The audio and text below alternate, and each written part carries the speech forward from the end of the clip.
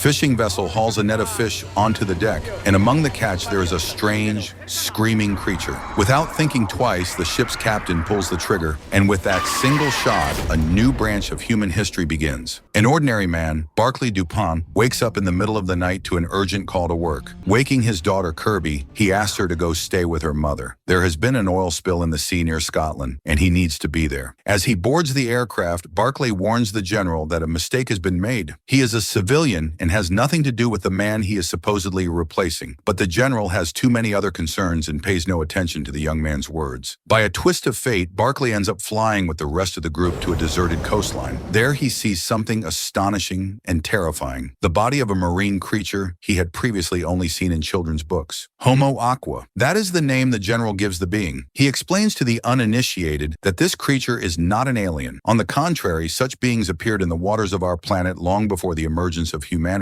What he sees shocks Barkley so deeply that despite being an atheist, he instinctively crosses himself while staring at the monster. That same night, the creature's body disappears. Its kin reclaim it. But this is not enough for the inhabitants of the sea. They initiate contact, prepared for the possibility that they may have to fight. General Pierce manages to deliver a conciliatory speech, and a representative of Homo Aqua agrees to a temporary truce. At the same time, they declare that they no longer intend to remain silent. From this day on, negotiations begin, and ships carrying hundreds of the same deep-sea dwellers appear across the world. The London government realizes it must respond. They construct a lock leading from the river into a reservoir at the center of a grand hall. This is where negotiations between the two civilizations will take place. Barkley does not remain on the sidelines either. As the only civilian witness to the first contact, he is invited to take a place of honor. The reservoir fills with water, and the hall's main guests appear, a delegation from the underwater world led by their leader, Salt. Humanity is meant to be represented by an envoy from the Water Committee, but after a few brief remarks, Salt refuses to conduct discussions with him, demanding that she speak only with Barkley. The government asks to postpone the negotiations in order to vet the man no one had heard of before. The operations commander-in-chief, Kate Stewart, orders Barkley to be taken to an interrogation room so she can personally determine how he is connected to Homo Aqua. Barkley himself does not understand why Salt chose him. He has never been involved in anything significant and has always considered himself a quiet, unlucky nobody. But Salt demonstrates how Barkley showed respect for the fallen Homo Aqua by crossing himself. Homo Aqua interpreted this gesture as a sign of respect. That is why Salt chose Barkley for the negotiations.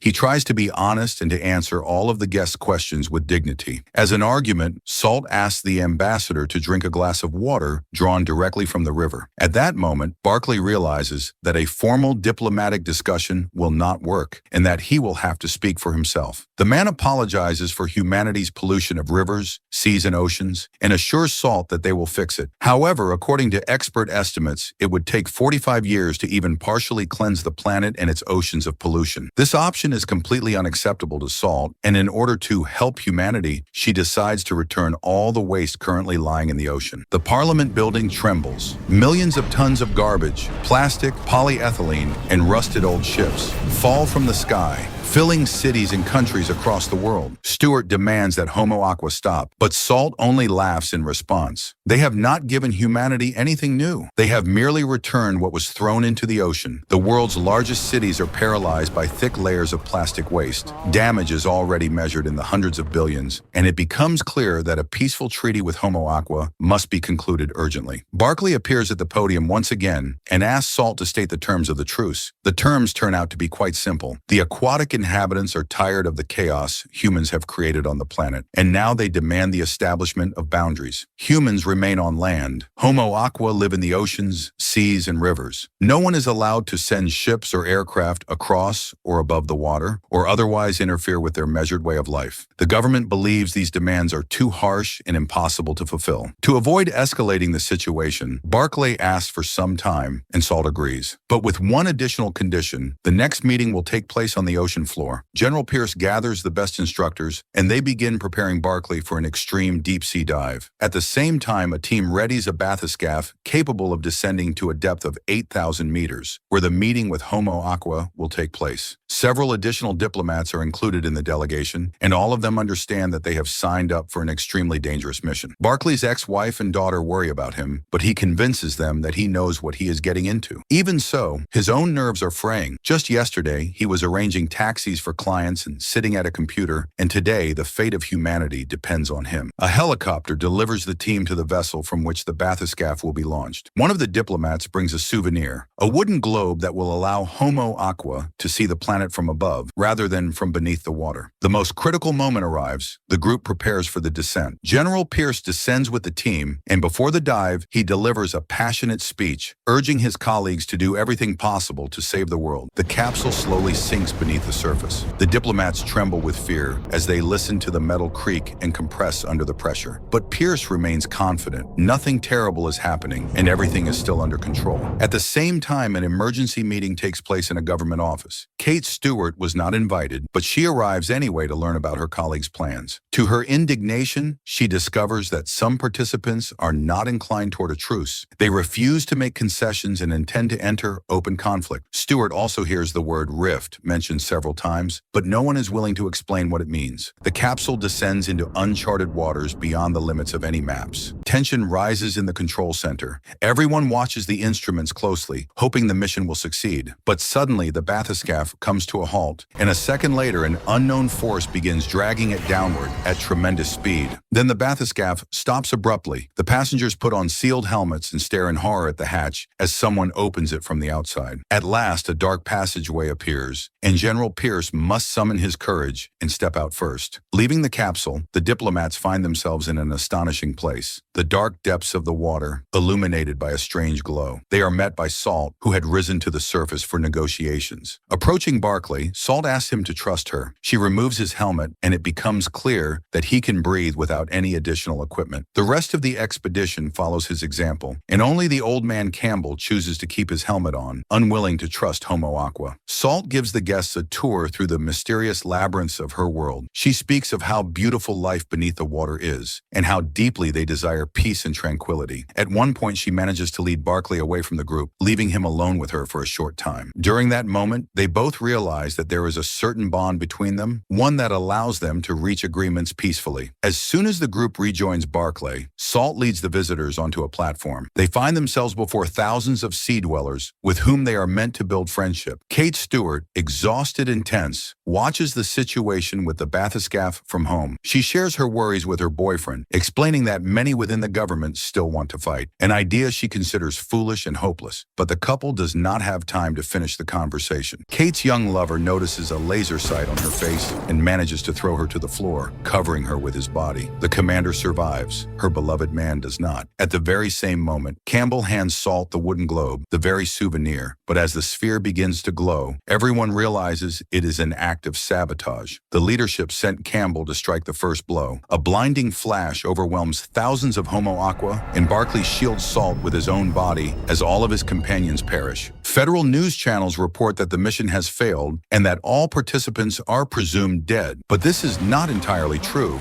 Barkley and Salt surface and are picked up by a rescue helicopter. Screens across the city display the face of a Homo Aqua woman who declares that her species is declaring war on humanity. Upon hearing this broadcast, Kate Stewart begins to suspect that it is a deepfake and that someone is deliberately trying to incite hatred. Barkley gives testimony, explaining that the sabotage came from his partner, not from Homo Aqua. He also cannot understand why Salt has been locked in a cell, since she saved him instead of saving her own people. Salt is transported as a highly dangerous prisoner in a metal container. She is supposedly being taken to a division tower, but Barkley realizes that in reality, the Homo Aqua woman is about to be handed over for experimentation. Risking his freedom and even his life, the man decides to rescue her. He hijacks the truck carrying the container, drives it to the river, and dumps it into the water. After that, Barkley jumps in after it, and the freed Salt helps him breathe underwater. Kate Stewart prepares to leave headquarters to get some rest, but she does not manage to leave. An alert sounds in the command center, warning that creatures from the underwater world are approaching. The commander meets the visitors at the reservoir, and to her surprise, an entire entire delegation appears once again. This time, Homo Aqua is represented by Ambassador Tite. He demands that humans find Salt and hand her over, as the Homo Aqua woman betrayed her people by choosing to save a human and flee with him. He also announces new conditions for a truce, the same harsh boundaries, and a 5-year deadline for humans to completely abandon the water. Otherwise, he will unleash rust upon the earth, destroying everything humanity has ever built. The gray eminences of the government realize that they now have only one option: to accept the challenge.